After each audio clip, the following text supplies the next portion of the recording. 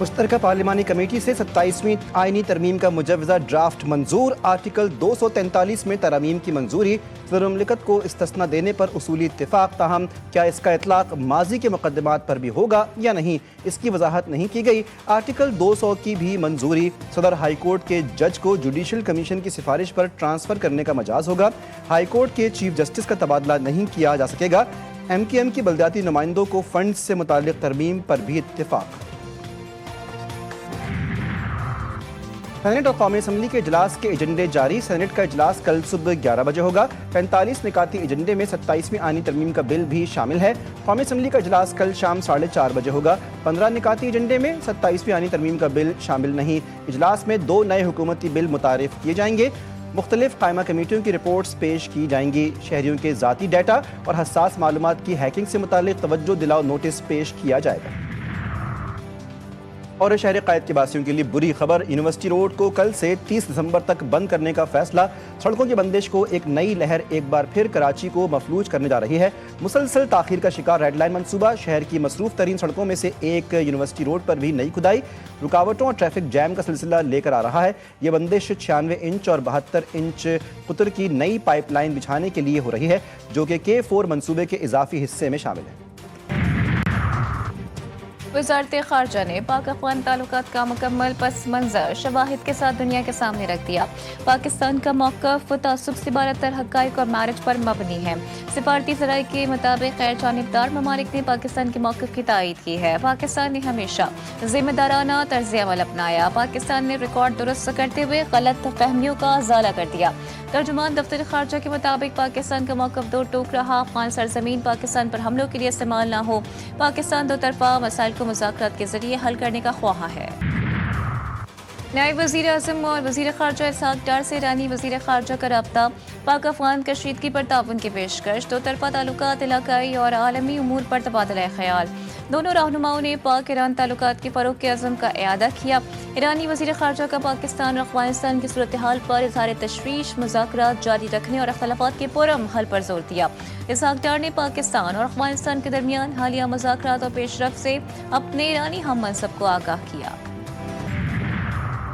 وزیر اعلیٰ خیبر پختونخوا کے خلاف پیکا ایکٹ کے تحت مقدمہ درج، NCCIA میں شہری کی شکایت پر سائبر کرائم ایکٹ کے تحت مقدمہ درج کیا گیا۔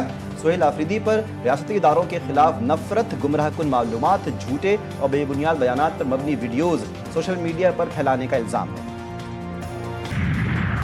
مفکر پاکستان ڈاکٹر علامہ محمد اقبال کا 148واں یوم ولادت، مزار اقبال پر گارڈز کی تبدیلی کی پروقار تقریب۔ پاک بحریہ کے چاق و چوبند دستے نے اعزازی گارڈ کے فرائض سنبھال لیے۔ پاکستان نیوی کے commander central Punjab rear admiral Sohail Ahmed Azmi کی بطور مہمان خصوصی شرکت۔ پاکستان رینجرز اور پاک بحریہ کے دستوں نے معائنہ کیا۔ مزار اقبال پر پھول رکھے۔ فاتح خوانی کی مہمانوں کی کتاب میں تاثرات بھی قلم بند کیے۔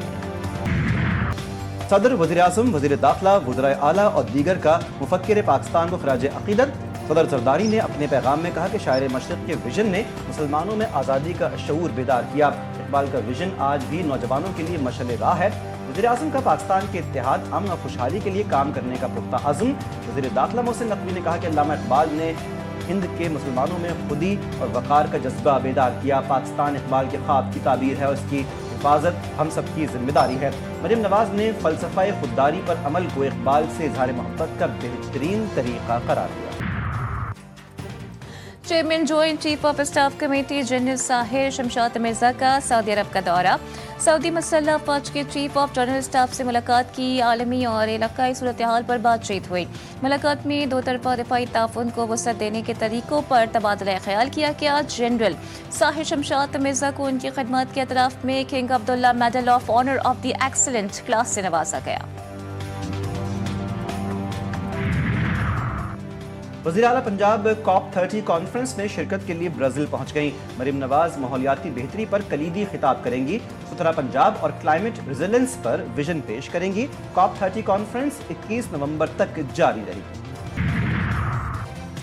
NCCIA کرپشن اسکینڈل میں ہوشربا انکشافات۔ راولپنڈی میں 15 غیر قانونی کال سینٹر سے 15 ملین روپے ماہانہ وصول کیے جانے کا انکشاف۔ ایڈیشنل ڈائریکٹر شہزاد حیدر کی ٹیم، یہ رقم فرنٹ مین हसन अमीर के जरिए वसूल करती थी। सब इंस्पेक्टर बिलाल ने नए कॉल सेंटर के लिए 8 लाख रुपए माहाना तय किया। इस्लामाबाद के सेक्टर F11 में कॉल सेंटर पर छापा मारकर 40 मिलियन रुपए में डील फाइनल की गई।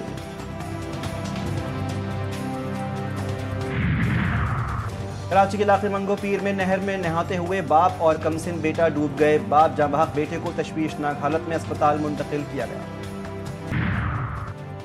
पाकिस्तान ने छठी बार हांगकांग सिक्सेस का टूर्नामेंट जीत लिया। फाइनल में कुवैत को शिकस्त। पाकिस्तान ने मुकर्रर 6 ओवर्स में 3 विकेटों के नुकसान पर 135 रन बनाए। अब्बास आफरीदी ने 11 गेंदों पर 52 रन बनाए। मां सदाकत ने 3 खिलाड़ियों को आउट किया। जवाब में कुवैत की टीम 92 रन बनाकर आउट हो गई। और इस्लामाबाद में रिवायती रंगों, खुशबुओं और धुनों से सजा लोक मेला। मलबूसात, जेवरात और हर सूबे के लजीज खाने अवाम की तवज्जो का मरकज।